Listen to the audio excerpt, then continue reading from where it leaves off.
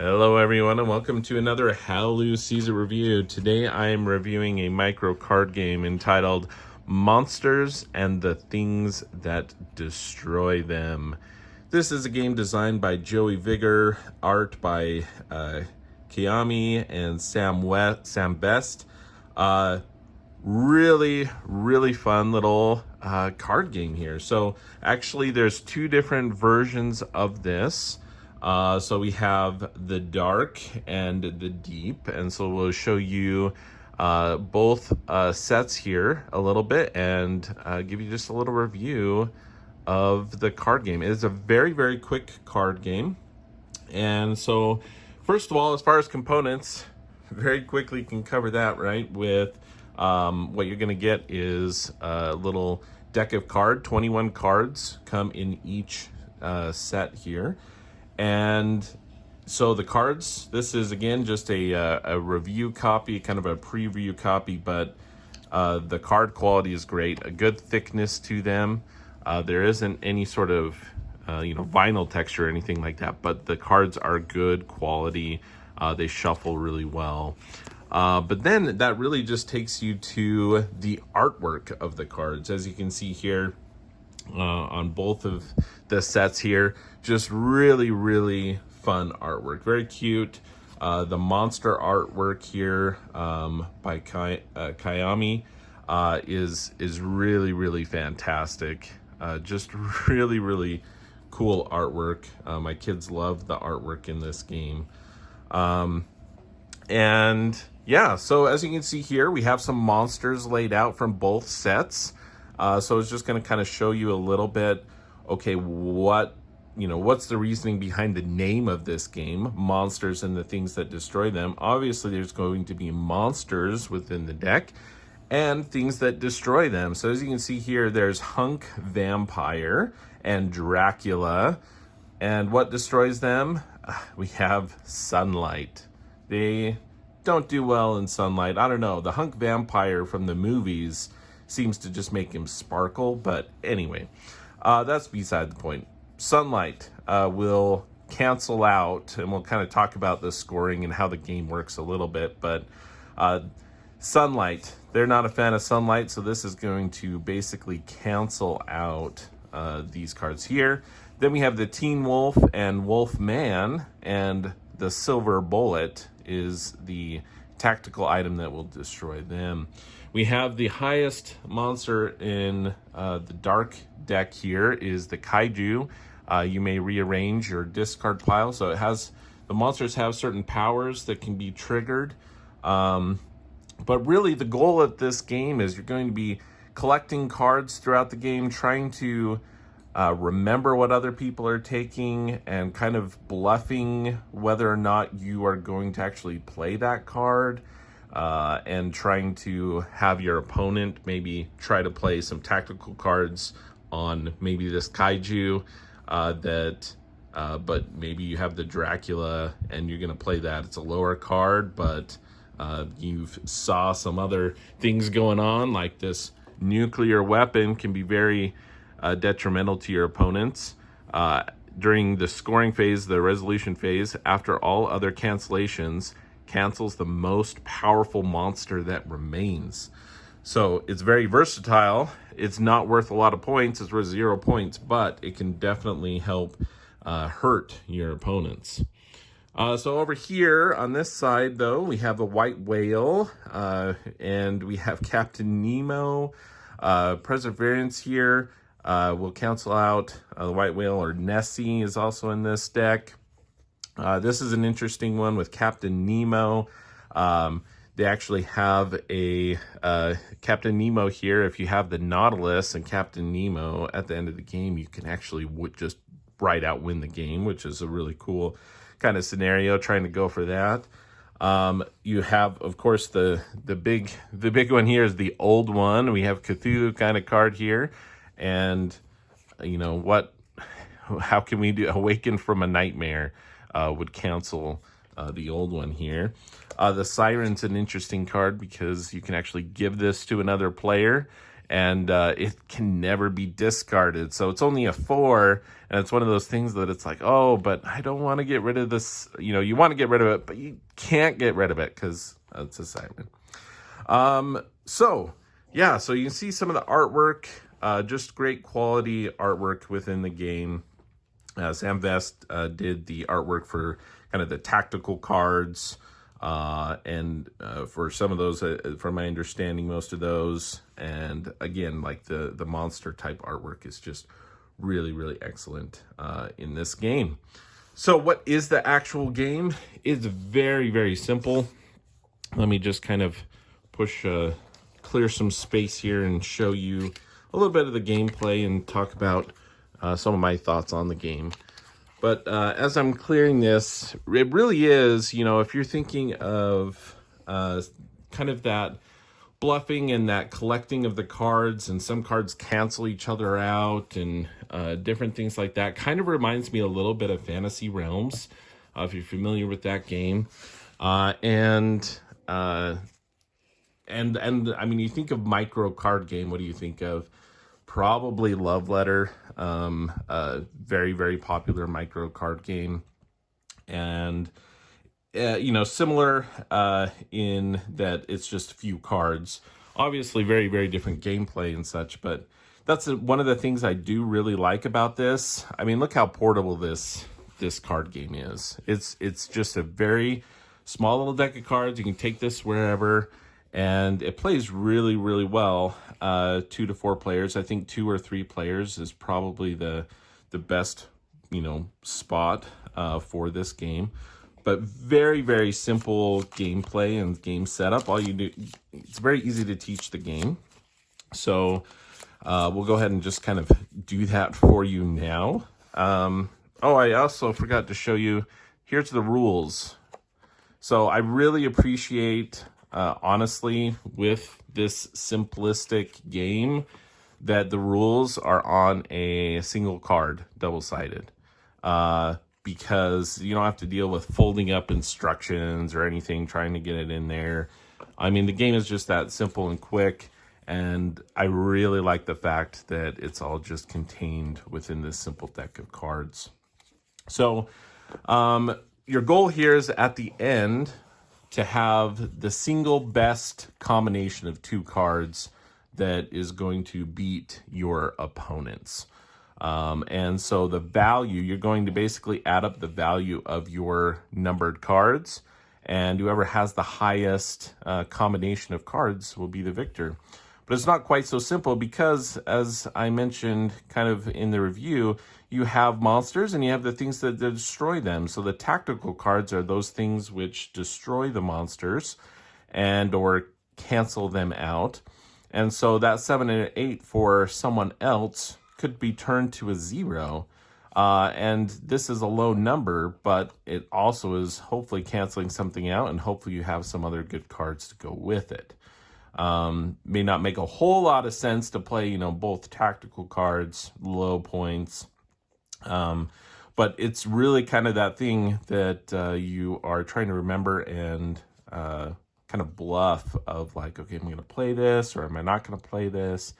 I'm going to take it so people think I might play it. So there's a lot of that within the game. So the setup is really easy. All you're going to do is you're going to turn over 4 cards face up in the pool of cards that you can take here.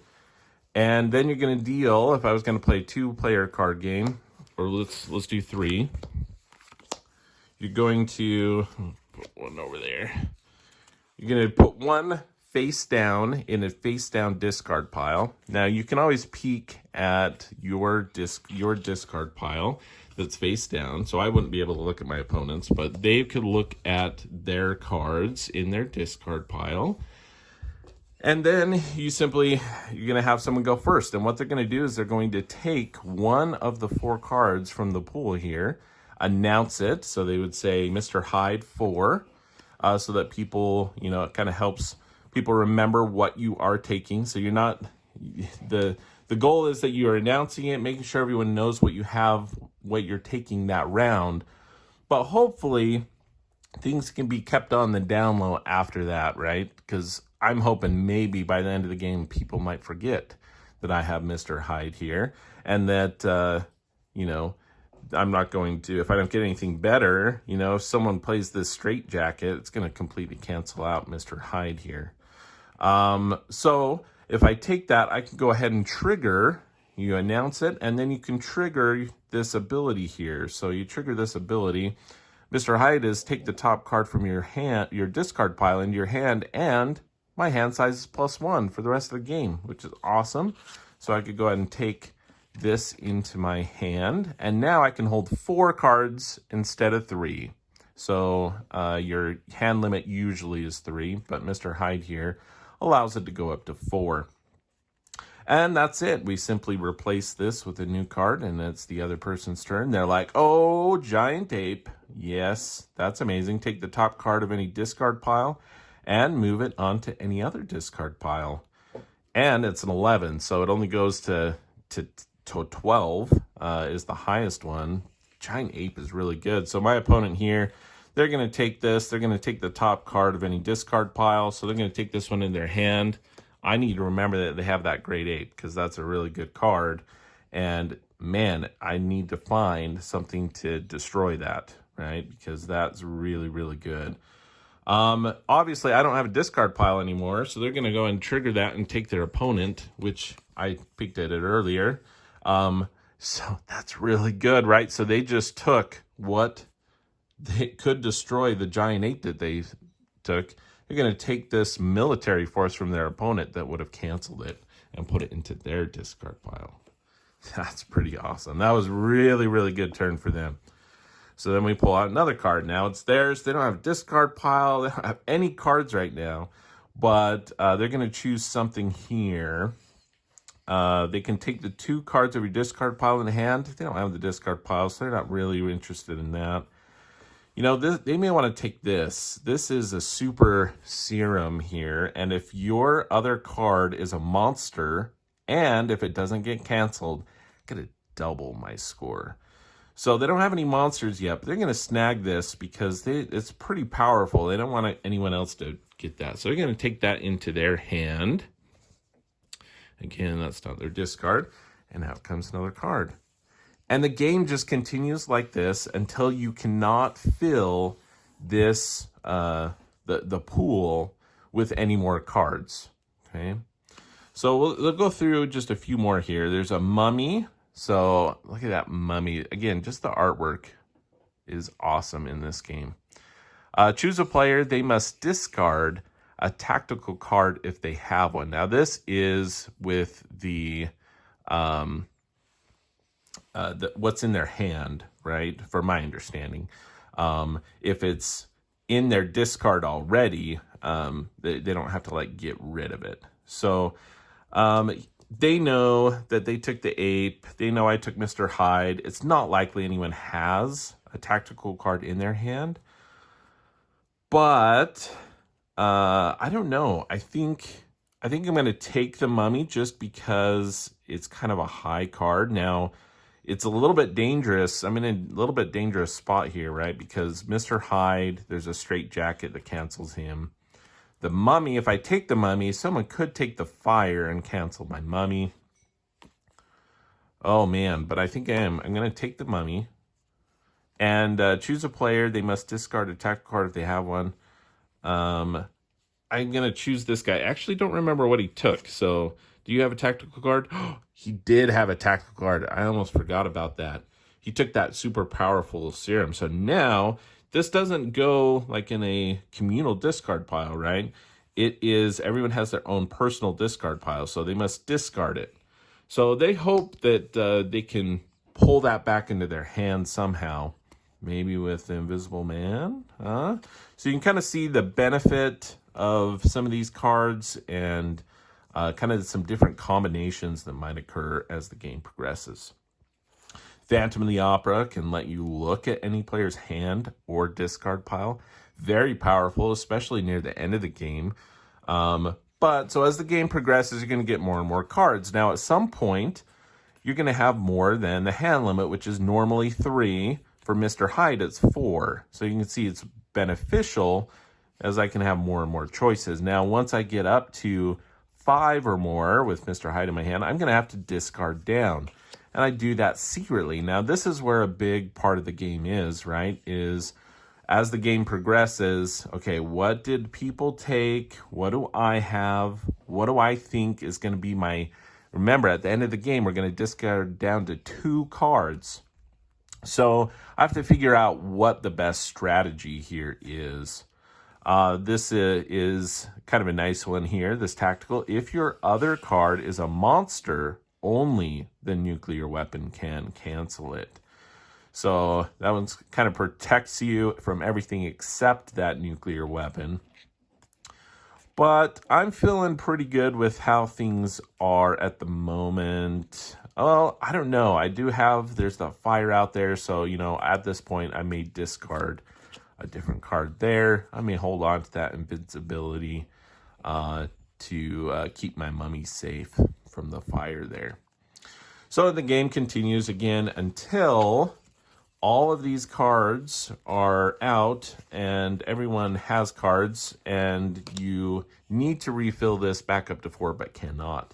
Then at that point, everyone is going to choose their best 2-card combination. And you can kind of see, and you reveal, let's see, what did I do with that? I had my mummy and invisibility. And let's just say that we have those 2, and they ended up with those 2, just as the game goes there. So then simply you can shift all the other cards to the side, and then everyone plays their highest card. So I have my mummy here. They have their giant ape. I'm actually going to switch this out for them. They wouldn't have held on to that one. And so the monster. And then you go with your other card and flip them over. And then you do any of the cancellations or things like that. So they played the silver bullet, thinking that maybe I would have held on to my Wolfman or Teen Wolf for earlier. I did not, so that's good. But they have 11, 8. So I'm safe with 8, but that's not much. But this player here is our winner because they had the monster and they were able to get that super serum back into their hand. So their 7 is actually now doubled to 14 and they win. So that is monsters and the things that destroy them. Again, a very quick, very simple little card game. And it's really, really fun. It's very short, concise, but there's that simple little kind of bluffing element. And yes, there's a lot of kind of luck that comes up of, you know, there may not be a whole lot out in that pool of 4 cards that you like. And that can be a little frustrating. You know, and then you take a card and then like a really powerful super serum or, you know, the grade 8 comes out. But then you just have to kind of combat that a little bit with, okay, these not so great cards are the lower cards, which are usually the stuff that actually destroys or cancels out, makes void this giant ape if you have the military force. So yeah, it's only a 1, but it cancels out the ape and the kaiju. So you kind of think about that. And so there's kind of that balance of, yeah, this is only worth 1 point, but no one's going to be canceling that out. And if someone decides to go with their 11 or 12, it becomes a 0. So it's just kind of a really cool, simple little game that is great for the whole family. My kids really enjoyed this game as well. And I think the artwork helps a lot. You know, I asked my kids, you know, what did you really enjoy about it? And it was, you know, the cute artwork, that it was portable, and just really kind of a quick game. You know, we could play this one sitting on the couch, or sitting, you know, you take this, you know, on a plane or wherever, take it with you to a restaurant, a very quick game. So go ahead and check this out. This is again on Kickstarter starting on February 1st, 2022. And it's shipping out really, really quickly. So they actually, from my understanding, they actually have already made a bunch of copies of this. So it's going to ship out like 30 days after the Kickstarter ends or something like that. So that's pretty amazing. You know, you don't have to wait a year, year and a half, 2 years. Maybe you're still waiting for a Kickstarter you ordered 3 years ago. This game is going to come to you quickly. So that's really cool. And yeah, so there's 2 different versions basically that you can play. You can play this one, or you can play the Monsters of the Deep here with the water. Just kind of show you some more of the artwork as I'm closing up here. And I think they're looking at some others as well, as far as, you know, maybe doing like a dinosaurs one, or some with dinosaurs, or something along the lines there. So there's obviously a bunch of different things you can do with this, but very, very fun. I like the different kind of nuances and little mechanics here. See some different abilities. And again, just the artwork is really, really cute, really fun. So I think this is a great production. If this looks like something that you would be interested in, go ahead and check that out. And I really enjoyed this one. The family really enjoyed this. So that is how Lou sees it.